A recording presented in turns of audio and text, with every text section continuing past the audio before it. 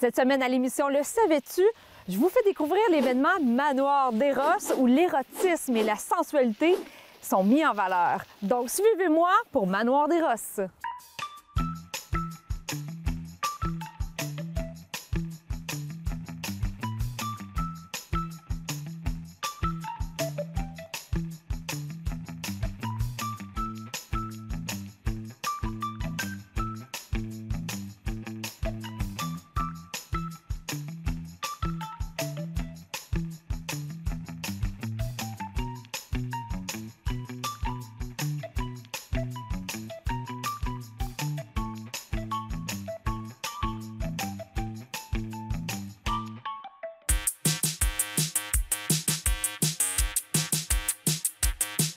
Alors, je suis en compagnie de Loïc Breusin, membre de la troupe de théâtre 100 000 lieues.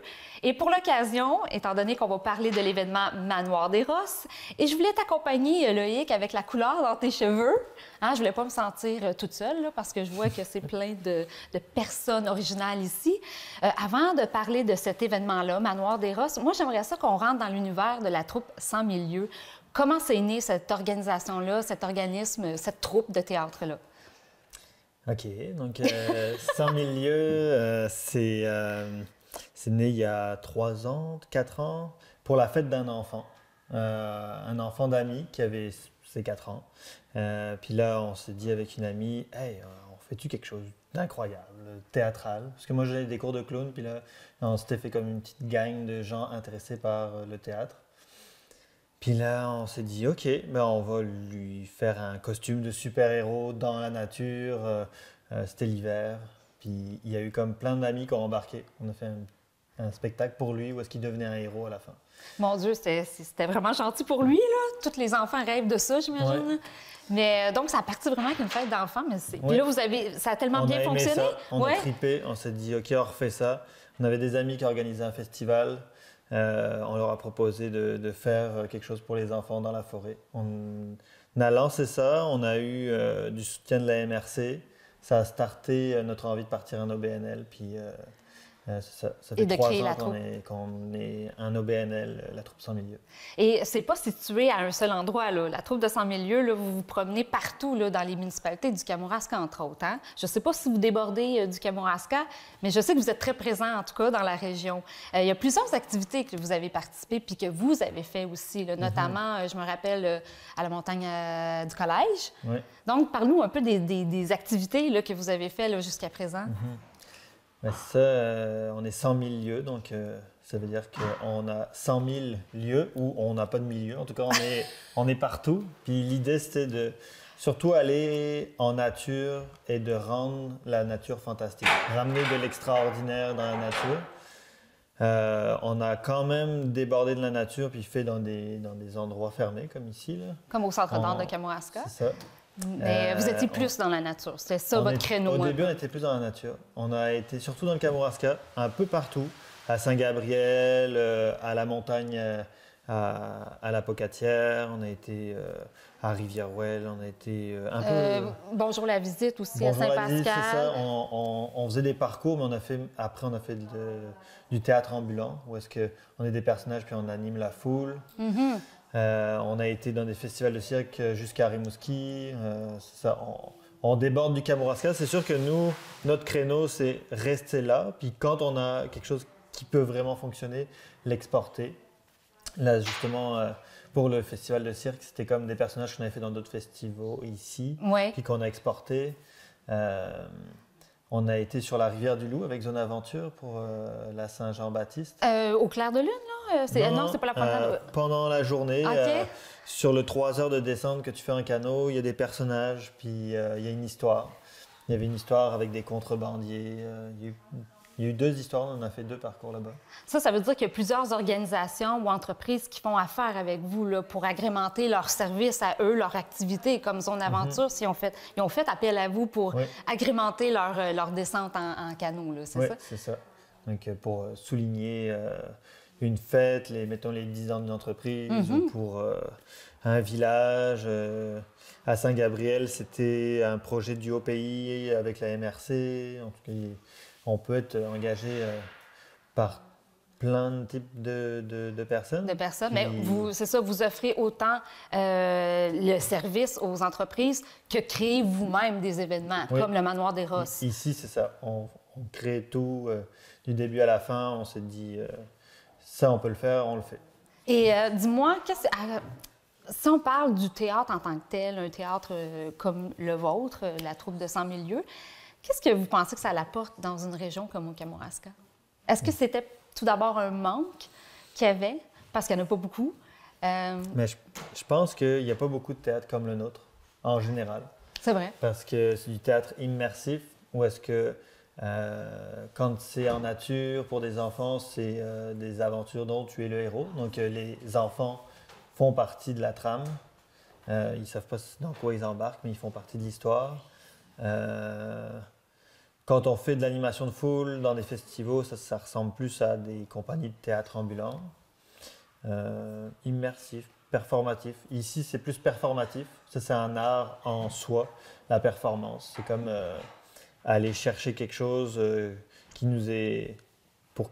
Pour nous, c'est important, puis l'exprimer de façon artistique. Donc, je dirais qu'on allie plusieurs formes de théâtre, mais on est assez loin du théâtre classique. La pièce de théâtre qui dure une heure qu'on regarde, c'est quand même loin de ça. C'est sûr que c'est très différent, mais est-ce que de prime abord, quand vous avez commencé, ça a été quelque chose que vous avez senti que les gens étaient réceptifs à ça? Tu sais, un nouveau souffle, là. Oui, on a eu beaucoup de portes ouvertes. Il y a eu comme... on a senti que tout était possible. C'était le premier sentiment. Il y a des gens qui nous disent souvent « Ah, merci d'être là dans la région. Ça fait vraiment du bien d'avoir quelque chose d'original, d'artistique. » De différent au niveau de la culture, qu'on retrouve dans le Kamouraska. Souvent, on va parler de sculpture, de peinture. Oui, c'est ça. Nous, on est plus dans des projets fous, là, dans beaucoup de costumes, dans l'extravagance. Moi, j'aime ça dire que tu as une idée, ben, je vais trouver quelque chose pour rajouter un grain de folie dedans. Là. C'est comme... Et là, bien, avant de passer à un autre sujet, on va parler du Manoir des Rosses, je l'ai dit tout à l'heure. Mais là, ma question, là, par rapport à la troupe de 100 000 lieues, comment vous faites pour survivre? T'sais, on le sait, là, c'est pas très lucratif, là, une troupe de théâtre, surtout pas en région, malheureusement. De quelle façon vous pouvez survivre? Là, ça fait 3-4 ans, là, vous vivez, vous êtes là, vous êtes présent dans la région, Il mais... y a eu plusieurs apports financiers, il y a eu des subventions. OK. Ces derniers temps, on était moins dans la recherche de subventions, on écrivait moins de demandes parce que les projets arrivaient ou d'autres personnes vont chercher des subventions. Là, on a fait 2 contrats au musée François de l'agriculture. Le MQA. Oui. Puis eux, ils avaient fait une demande de subvention pour qu'on vienne. OK. Donc, des fois, c'est des demandes de subventions extérieures. Des fois, mettons, Zone Aventure, c'était on partage la rente des billets qu'ils vendent. En tout cas, toujours des façons de collaborer des pour façons pouvoir... de collaborer. Puis, Mais est-ce que c'est difficile? C'est-tu difficile de chercher du financement? Ben, c'est pas un but en soi. L'objectif, c'est vraiment d'amener... C'est sûr que c'est pas faire de l'argent, mais il faut quand même en avoir un peu pour créer, pour faire de la création. Oui, mais tout le monde a un autre métier. À part Ouais. moi qui fais d'autres contrats sur le côté artistique, qui travaille pour le Centre d'art dans Moi à l'œuvre. Oui, c'est vrai. Vous avez tous d'autres... Moi, je fais d'autres choses qui sont artistiques, puis les autres aussi font d'autres affaires, sont menuisiers, sont chercheurs. En tout cas, il y a plein de métiers. Puis l'idée, c'est d'avoir un fonds de roulement, puis de pouvoir investir quand on a une idée, pouvoir acheter des costumes, pouvoir... Puis vous proposez combien d'activités par année, à peu près? Beaucoup. Beaucoup? Ouais. Fait que vous êtes très proactif, là, comme troupe de théâtre. Je dirais 3-4 gros projets. Quand même. Une troupe de théâtre, en général, on fait 1 ou 2. Là. Nous, mais c'est sûr que ça prend moins de préparation, ce qu'on fait, qu'une pièce de théâtre où est-ce que tout est comme répété, puis ça dure juste 1 heure, mais tout est écrit, tout est parlé. Oui. Nous, on est beaucoup plus dans le personnage vivant qui va s'alimenter de ce que l'autre répond, Le spectateur s'il intervient. Donc, c'est plus proche de l'improvisation théâtrale que de Mais la tu l'avais pièce de dit, théâtre. vous êtes loin d'être un théâtre conventionnel. Oui. On va prendre une petite pause, Loïc, et on revient avec le Manoir des Rosses plus en détail, cet événement haut en couleur, on peut dire ça. La petite histoire du théâtre immersif. Le théâtre immersif est une forme de représentation théâtrale qui se différencie du théâtre traditionnel par l'absence du quatrième mur mêlant le public à la performance. Ce type de représentation est souvent accompli en utilisant un lieu spécifique, permettant au public de s'immerger, de converser avec les acteurs et d'interagir avec leur environnement. Les formes modernes de théâtre immersif ont un large éventail de définitions, toutes basées sur le degré et le type d'engagement trouvé entre les acteurs et leur public. Bien que de nombreux critiques soutiennent que tout art incorpore un certain niveau de collaboration entre son créateur et son spectateur, le théâtre immersif diffère en ce que les membres de l'auditoire sont censés jouer un certain rôle dans le processus de création de l'œuvre. Le théâtre immersif peut prendre de nombreuses formes en fonction du degré d'implication du public, allant de la reconnaissance ouverte de la présence du public à la totale liberté de choix du public dans la détermination du récit.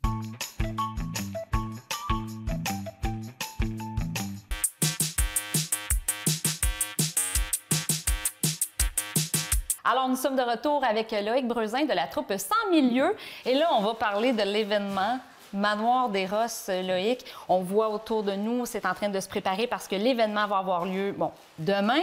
Mais là, écoute, Manoir des Rosses, on y va dans la sensualité, dans l'érotisme. Comment ça a commencé, cette histoire-là? Parce que c'est la 3e année là, que vous présentez ce spectacle-là, disons-le. Comment ça a commencé, ça? Ça a commencé... Je pense que j'ai toujours voulu faire du théâtre, pas juste pour enfants. J'aime pas les étiquettes, je fais quelque chose pour les enfants. Moi, je suis clown dans la vie, puis tout le monde pense que les clowns, c'est pour les enfants. Puis quand j'étais à Madrid, c'est complètement différent. Les clowns, c'est pour les adultes, ça fait rire tout le monde. Il y a des cabarets, c'est de l'humour pour adultes. Parce qu'il y a des clowns qui se donnent dans l'humour pour adultes. Là. Oui. Là, plus en Europe? Oui. Oui. Oh, oui. Moins ici, hein? Ben, en Amérique du Sud aussi, en tout cas. Il y a comme des cultures qui sont plus propices à ça. C'est nous autres qui est plate? Non, c'est ici, l'image du clown est différente. Là. OK. Puis je pense que ça m'a marqué. Puis il y a aussi explorer l'érotisme, l'exprimer artistiquement. J'avais comme une curiosité là-dessus. Puis ça fait 3 ans, 4 ans. Dès que ça a commencé, 100 000 lieues, que j'en parlais à la troupe, j'aimerais ça à un moment donné qu'il y ait ce projet-là. Donc c'était vraiment moi qui projetait qu'à un moment donné, on allait faire ça. Tout le monde a embarqué, et même plus, parce qu'à chaque année, ça a été notre record d'artistes et de bénévoles impliqués dans les projets. À chaque fois, on était une trentaine en arrière. OK, ça parle à beaucoup de gens, là, cet événement-là. Puis, contrairement à toutes les autres, on n'est pas payé quand on fait le Manoir des Rosses. OK. C'est le seul projet où est-ce que tout le monde s'implique bénévolement et d'arrache-pied, des mois d'avance, on se rencontre, on fait de la création, on donne des ateliers. Moi, j'ai offert des ateliers, j'ai des amis de Montréal qui ont donné des ateliers pour qu'on réussisse à créer à travers l'érotisme, parce que l'érotisme, c'est quand même une zone intime. Donc, de réussir à l'exprimer puis de créer plein de danse, se sentant à l'aise, c'est quand même un défi en soi. Tout à fait, tout à fait. Et là, vous avez des thèmes à chaque année et vous avez des lieux aussi différents. Vous avez commencé au Manoir Saint-André à Saint-André et là, vous êtes rendu au Centre d'art de Kamouraska. Et cette année, c'est quoi le thème que vous abordez? Cette année, c'est la saison des amours. La saison des Donc, amours. C'est un peu l'idée du printemps qui arrive. Aller voir un petit peu. Là, il va y avoir des personnages ambulants qui vont être plus animaux. Il va y avoir. Mais oui, mais c'est ça. Explique-nous un peu le concept. Là, on arrive au centre d'art, on rentre, et là, on arrive dans l'univers du Manoir des Rosses. Donc, il y a des pièces, il faut changer d'endroit. Comment ça se passe? Donc là, cette année, il y a des performances. Donc, des performances, c'est des pièces qui ont une proposition donnée par un artiste ou pas. Il y a une performance où c'est une station autonome où est-ce que les gens, il y a un petit écriteau puis ils sont invités à faire quelque chose avec ce qui est mis en place. OK. Les artistes ont une interaction ou pas avec les gens qui regardent. Donc la performance ouvre à l'immersif. Il peut y avoir quelqu'un qui te propose quelque chose dans sa danse ou ça peut être une performance où est-ce que c'est juste quelque chose de dit, puis on regarde.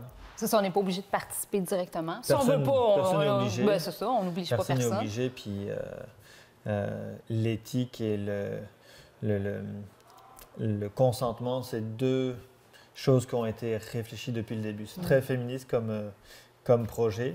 Ah, c'est intéressant. Pourquoi tu dis ça? Je suis le seul homme qui performe. OK, mais ça, c'est déjà là, c'est quand même bien. Fait que, dans le fond, toutes les autres, c'est les femmes qui sont là, qui sont mises de l'avant. Ben, c'est pas vrai parce que dans les collectifs invités, il y a une personne qui fait du mât chinois, qui est un homme. Donc, on est deux. Mais aussi les propositions, vu que moi, éthiquement, je suis féministe. Puis on recherche plusieurs... on se questionne sur le genre, on se questionne sur la réalité de la sexualité dans notre société, qu'est-ce qui est projeté, la pornographie, toutes ces choses-là. Donc, c'est comment amener l'éthique, puis que ce ne soit pas un tabou, parce que l'érotisme, c'est quelque chose que tout le monde a, mais qui n'est pas forcément bien vécu tout le temps. Donc, tu as tout à fait raison. Donc là, on recherche ça, puis cette année, c'est très féministe. Je te laisserai le découvrir, je n'ai pas envie de voler des punchs. Non, c'est sûr, on ne veut pas voler de punch à personne. Et là, qu'est-ce qui est de nouveau aussi cette année, c'est il y a un cabaret. Hein? Ça aussi, c'est nouveau cette année. Pourquoi? C'est nouveau parce que le lieu ici est un lieu où il n'y a pas beaucoup de salles. Donc, puis il y a une grande salle qui amène une possibilité d'une scène, donc de faire un spectacle avec des numéros. Donc, souvent, le lieu a créé... Vous aide à créer votre événement. Dans la création, ça serait in situ ce qu'on fait. OK. Puis les performances, ça, c'est notre marque de commerce. Mais là, on a fait un partenariat avec 2 collectifs de Montréal qui s'en viennent. Il y en a un des 2 collectifs qui va faire de la performance pendant les salles, les performances. Mais sinon, il y a un collectif qui est vraiment... numéro de cirque sur scène, animation, du cabaret. Donc, c'est ça. Cette année, on voulait varier, on voulait amener un petit peu de nouveauté aussi, diversité et tout ça. Faire des partenariats avec d'autres gens. Puis aussi, dans la création, c'est pas pareil de réfléchir à OK, je vais être enfermé dans une salle pendant 2 heures, puis pendant 2 heures, j'ai quelque chose à proposer, versus je suis 3 minutes sur scène, mais c'est 3 minutes les plus importantes. Là, c'est là. Donc, c'est complètement différent, la proposition et la façon de l'exprimer. Et les personnes qui vont être sur scène, c'est les personnes qui viennent de Montréal, c'est ça? Pas juste. Pas juste? Moi, je vais être sur scène aussi. Ah, d'accord. OK, tout le monde va aller sur scène, finalement. Pas tout le monde. Une partie. Oui, c'est ça. Là, je dirais que la majorité de la troupe est plus dans les performances, personnages ambulants. Puis sur scène, c'est plus les collectifs. Mais il y en a qui se rajoutent aussi de la troupe. Mais là, cette année, c'est vraiment un très grand groupe que vous avez. Parce que là, tu parles de 2 collectifs de Montréal, mais il y en a aussi de l'extérieur, aussi de Sherbrooke, si je ne me trompe pas. Qui fait partie cette année? Sherbrooke, c'est notre DJ. Ah, OK. On a engagé un DJ parce qu'après le cabaret, on veut rester ici puis que ça soit un party. Donc, c'est comme... OK. Les autres années, c'était bon, ben voilà, on vous a fait vivre quelque chose d'érotique, puis rentrez chez vous. Puis là, c'est sûr que c'est intéressant comme proposition aussi. Mais là, cette année, c'est comme, OK, qu'est-ce qui se passe après? Une fois qu'on a vécu tout ça, on a le DJ, puis on a le bar. Puis... Les gens veulent peut-être pas nécessairement s'en aller tout de suite après ça. Là. Ils veulent peut-être rester, c'est ça. C'est pour avoir du fun ensemble. Là. Bien là, si on parle de la clientèle, là, c'est la 3e année que vous allez présenter ça. Là, c'est quoi la réception que vous avez eue? Là? Est-ce qu'il y en a qui ont trouvé ça osé? Est-ce qu'ils ont vu? Il y en a qui ont... C'était quoi, là, la réception des gens? La première année, les gens arrivaient à tâtons parce que c'était vraiment comme c'est quoi qui se passe? Où est-ce que je m'en vais? On avait engagé une photographe puis on avait demandé aux gens au début est-ce que vous acceptez d'être pris en photo? Tout le monde avait dit non. Ah, tout le monde signait. C'était vraiment comme ils allaient à reculons. Puis au fur et à mesure que la soirée se déroule, les gens comprennent que c'est très réfléchi. Il y avait Là, vu que c'était plus de salles avant au Manoir Saint-André, donc il y avait beaucoup de descriptions de qu'est-ce qu'il allait y avoir dans la salle. Donc les gens pouvaient ou pas rentrer. Puis je dirais que la 2e année, à chaque année, il y a eu des visages que je ne connaissais pas, des nouveaux visages, des gens d'un peu tous âges, que je ne sais pas d'où est-ce qu'ils viennent. Là. Il y a aussi un mystère. Là. C'est comme, bon, on c'est veut des peut-être gens pas du nécessairement tout savoir. Mais oui, c'est ça. C'est sûr. Mais ça a été apprécié quand même comme événement. Oui, là. ça a été apprécié. Puis, mais j'imagine, si vous en offrez une 3e édition, c'est parce que ça marche bien. Là. Puis cette année, j'ai l'impression qu'il y a un gros écho de ce que j'entends. Tout le monde en entend parler dans les petits cafés. J'ai des amis qui me disent qu'ils entendent des tables en parler. C'est comme... Fait que dans le fond, ça va bien se remplir cette salle-là demain. J'ai été rencontrer une dame à Kamouraska qui me donnait un objet que j'avais besoin. Puis elle m'a dit qu'elle viendrait. En tout cas, c'est comme... j'ai l'impression qu'il va y avoir du monde. Il va falloir qu'on en refuse. Ah, malheureusement. Ouais. Bon, on va prendre une petite pause, Loïc, puis on revient tout de suite après. La petite histoire d'Éros. Éros est le dieu de l'amour et du désir amoureux dans la mythologie grecque.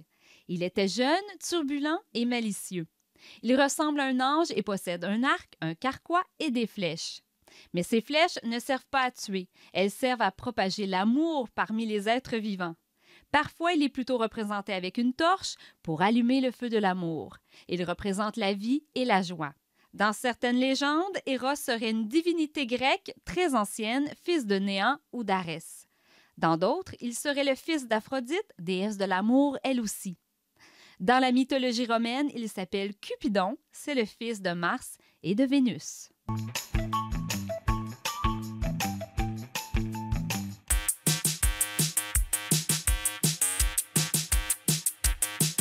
Alors, de retour avec Loïc Breuzin de la troupe Sans Milieu. Loïc, dis-moi, si ça fonctionne bien, là, encore cet événement-là de Manoir des Rosses, est-ce que tu crois que ça va revenir? Vous avez encore plein d'idées à offrir à la population?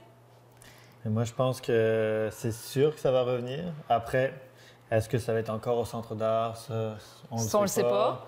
Comment que ça va se passer? Mais cette année, il y a des partenariats qui s'ouvrent. 2 avec Montréal. Il y a une gang de Québec aussi qui voulait se rajouter, mais ça a été trop dernière minute. Donc, c'est en train de se jaser. Ça parle beaucoup aux gens. Puis, c'est unique au Québec, cet événement-là. Je parlais aux gens de Québec, justement. Ils me disaient, mais pourquoi il n'y a pas ça à Québec, là? Comment ça, il faut venir à Kamouraska pour voir un événement comme ça? C'est vrai, ça? Donc, oui, c'est sûr que ça va se refaire. Puis, on manque pas d'imagination, là, de la créativité, ça déborde. Ça déborde, puis en plus de voir l'engouement, justement, des gens qui veulent venir participer, soit collaborer, travailler pour vous, mais en tant que spectateur aussi, si ça a un engouement auprès de la population, ça veut dire que ça parle aux gens, les gens aiment ça, là, découvrir ça, puis je pense que le monde sont curieux. Hein. On est rendu là, on aime ça, voir ça. J'ai des beaux commentaires, il y a des beaux posts. Après les événements qui se font, des gens qui disent que ça les a amenés à réfléchir sur l'érotisme dans leur couple. Ça amène beaucoup de réflexion après, de vivre ça, de voir artistiquement comment est-ce qu'on peut exprimer l'érotisme, parce que c'est sûr que artistiquement, on aborde ça complètement différemment de comment que ça se passe dans la vie intime. C'est comme des images, des sensations, des textes, en tout cas toute forme d'art. Là. Mais c'est sûr qu'avec cet événement-là, on est dans la sensualité. Hein? C'est pas qu'est-ce qu'on peut retrouver sur les internets, comme on dit. Hein? Ouais, parce que là, on est plus dans la performance et tout acte très cru, moi je trouve. Ouais. Tandis qu'avec un événement comme ça, on est dans la sensualité. Donc, c'est tout là le comment est-ce que je peux dire ça? Le décalage. Oui, et puis ça va dans toutes les directions. Moi, cette année, c'est complètement différent de ce que j'ai fait l'année dernière. Cette année, j'ai du fun. Je suis un personnage, je suis un singe pendant 2 heures. Après, je fais 4 numéros sur scène. Quand même. Dont 3, c'est du clown. On sait pas pourquoi, hein?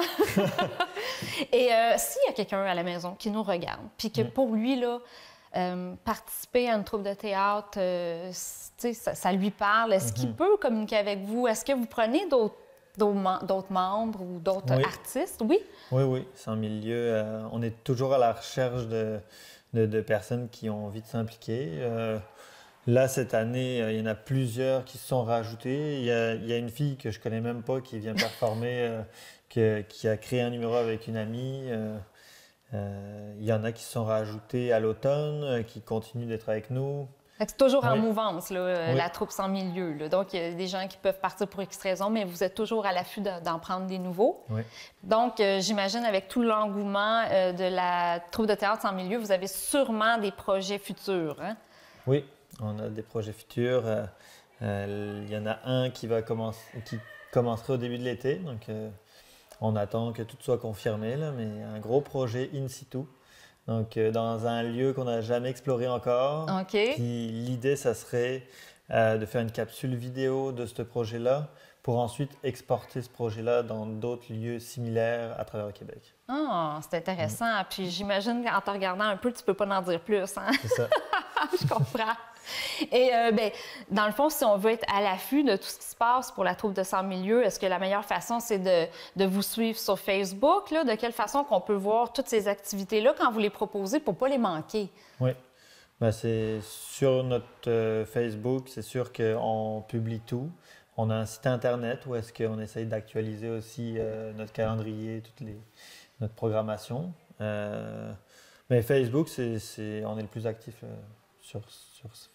Sur Facebook. Donc, on va pouvoir voir toutes les activités que vous allez proposer dans les prochaines années, parce que j'imagine que vous en avez pour toute votre vie ici, hein, dans Kamouraska. Mais oui. On l'espère. On veut vous garder parce qu'on en a besoin des troupes de théâtre. On a besoin des artistes comme vous autres. Ça fait juste embellir la région. Donc, Loïc Breuzin, merci beaucoup. Et ben, écoute, je te souhaite tout un spectacle. Merci à toi. Et de notre côté, ben, on se revoit la semaine prochaine pour une autre émission de Le savais-tu?